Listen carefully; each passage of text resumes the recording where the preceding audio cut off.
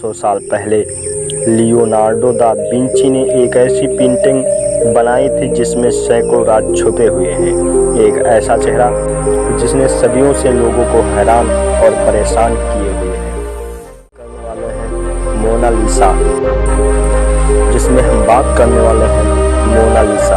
यह अकेली पेंटिंग अपने में सैकड़ों राज छुपाए रखे हुए हैं। तो आज के इस वीडियो में हम मोनालिसा से जुड़ी रहस्यमयी 23 तथ्यों के बारे में बात करेंगे जो शायद आप लोगों ने नहीं सुना होगा।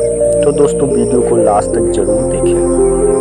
चलो दोस्तों वीडियो को शुरू करते हैं। नंबर 1, 23 जून 1852 में लुक मैस्फेरो नाम के एक यंग आर्टिस्ट ने पेरिस के एक होटल के चौथे मंजिल से कूदकर अपनी जान दे दी।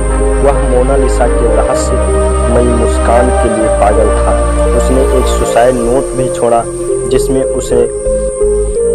जिसमें उसने वर्षों के प्यार और इंतजार के बाद की थी।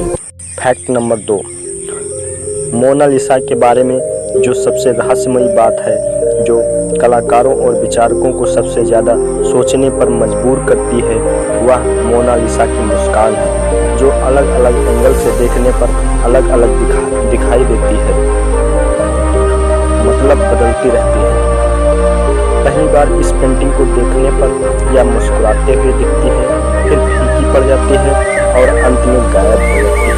फैक्ट नंबर 3, कुछ साल पहले डॉक्टर ने यह कहकर सबको हैरानी में डाल दिया कि मोनालिसा की रहस्यमयी मुस्कान का राज है उसके ऊपरी 2 दांतों का टूटा होना, और यही वजह है कि उसका ऊपरी होंठ थोड़ा दबा हुआ है। सन 2000 में हार्वर्ड यूनिवर्सिटी के एक न्यूरो साइंटिस्ट ने यह बताया कि मोनालिसा की मुस्कान नहीं बदलती है, बल्कि इंसान का माइंडसेट बदलता है। मतलब कि यह आपके दिमाग का खेल है। जैसा आप मोनालिसा को देखना चाहते हैं वैसा ही देखेंगे। यह इस चीज़ पर निर्भर करता है कि आप किस चीज़ पर फोकस कर रहे हैं। Fact number 4, Leonardo da Vinci ने मोनालिसा को 1503 में बनाना शुरू किया था और 1517 तक इस पर काम करते रहे। उनको सबसे ज़्यादा समय मोनालिसा की होठों को बनाने में लगा था। फैक्ट नंबर 5, मोनालिसा एक बेहद खूबसूरत पेंटिंग है और शुरू से ही काफ़ी मशहूर है, लेकिन इसकी लोकप्रियता तब बढ़ी जब इसे पेरिस के एक म्यूजियम से चुरा लिया गया था।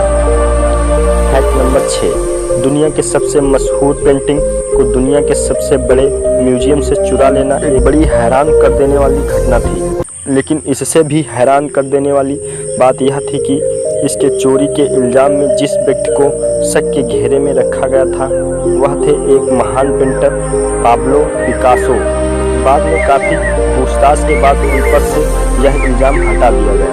फैक्ट नंबर 7, 21 अगस्त 1911 को इस पेंटिंग को चुराया गया था, लेकिन उस दिन इस चोरी की तरफ किसी ने ध्यान नहीं दिया। इस पर अगले दिन नोटिस किया गया और फिर इन्वेस्टिगेशन के लिए म्यूजियम एक हफ्ते के लिए बंद कर दिया गया और काफ़ी छानबीन के बाद पता चला कि इस पेंटिंग को म्यूजियम के एक वर्कर सेंजो पेरुगिया ने चुराया था। वह म्यूजियम के एक छोटे से कमरे में छिप गया था। म्यूजियम के बंद हो जाने के बाद वो कमरे से निकला और पेंटिंग को कोर्ट में छुपाकर फरार हो गया था। फैक्ट नंबर 8, 2 साल बाद इस पेंटिंग का पता लगा जब विंसेंजो इस पेंटिंग को इटली के फ्लोरेंस शहर के आर्ट म्यूजियम के डायरेक्टर को बेचने के लिए जा रहा था। 2 हफ्तों तक इस पेंटिंग को इटली के उसी म्यूजियम में रखा गया। फिर 4 जनवरी 1914 को वापस से पेरिस के म्यूजियम में लाया गया। विंसेंजो को इस गुनाह के लिए 6 माह की जेल हुई थी। फैक्ट नंबर 9, मोनालिसा की एक जुड़वा पेंटिंग भी मौजूद है जो बिल्कुल लियोनार्डो दा विंची के मोनालिसा पेंटिंग जैसी दिखती है। कहा जाता है दूसरी पेंटिंग को लियोनार्डो दा विंची के टाइम में उनके स्टूडेंट फ्रांसिस्को मेल्जी ने बनाया था। यह दूसरी पेंटिंग स्पेन की राजधानी माड्रिड के म्यूजियम में रखी गई है। फैक्ट नंबर 10, आज तक यह बात रहस्य है कि मोनालिसा कौन थी, यह तस्वीर किसकी बनाई गई थी, यह कौन औरत थी। ज़्यादातर इतिहासकारों का मानना है इस पेंटिंग में जो औरत है लीसा घेरादनी की है, जो कि फ्लोरेंस की एक इटालियन औरत थी। लेकिन एक विरोधाभास यह भी है कि मोनालिसा पेंटिंग दा विंची की खुद की तस्वीर है, मतलब कि उन्होंने इस पेंटिंग में खुद को एक औरत के रूप में दिखाया था। फैक्ट नंबर 11, इस पेंटिंग को कई बार नुकसान पहुंचाने की कोशिश भी की जा चुकी है। 1956 में एक बोलिवियन टूरिस्ट ने मोनालिसा पर एक पत्थर फेंका था, जिसकी वजह से मोनालिसा की बाएं हाथ की कोनी के पास एक छोटा सा निशान आ गया था। बाद में इसे रीस्टोर कर दिया गया।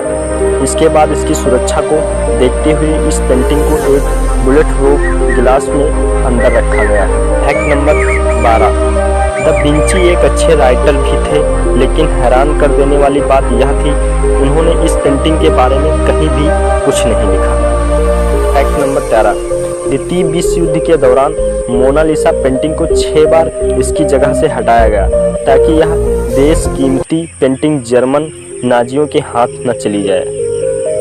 फैक्ट नंबर 14, दा विंची के एक स्टूडेंट ने 1514 से 1516 के बीच मोनालिसा पेंटिंग का एक न्यूड वर्जन भी बनाया था, जिसे मोना वाना कहा जाता है। इसके हाथ और बॉडी की पोजीशन बिल्कुल मोनालिसा की तरह है। फैक्ट नंबर 15, दा विंची ने मोनालिसा को पेंट करने में 30 से भी ज़्यादा लेयर्स का इस्तेमाल किया था। उनमें से कुछ लेयर तो इंसानी बालों से भी बारीक थी। Fact number 16, Guinness world record के अनुसार मोनालिसा दुनिया की सबसे महंगी पेंटिंग है। 1962 में इसकी कीमत $100 मिलियन आंकी गई थी। 2019 में $700 मिलियन के आसपास है। फैक्ट नंबर 17, 1519 में विंची की मृत्यु के बाद मोनालिसा फ्रांस के राजाओं के प्राइवेट कलेक्शन का हिस्सा बन गई। यह पेंटिंग नेपोलियन को इतनी पसंद आई थी कि कुछ समय के लिए उन्होंने इसे अपने बेडरूम में लगवा लिया था। फैक्ट नंबर 18, मोनालिसा पेंटिंग का साइज 30x21 इंच है और इसका वजन 8 किलोग्राम है। लियोनार्डो दा विंची ने इसे पेपर पर नहीं बनाया था, बल्कि लकड़ी के पैनल पर ऑयल पेंट से बनाया था। फैक्ट नंबर 19, जब आप इस पेंटिंग को देखते हो मोनालिसा की आईब्रो नहीं दिखता है। अब सवाल उठता है कि दा विंची ने मोनालिसा की आईब्रो क्यों नहीं बनाई थी। सन 2017 में एक फ्रेंच इन्वेंटर पास्कल पोर्ट ने हाई रिजोल्यूशन सीन से पता लगाया कि लियोनार्डो दा विंची मोनालिसा की आईब्रो को बनाया था, जो टाइम के साथ धीरे धीरे गायब हो गए हैं।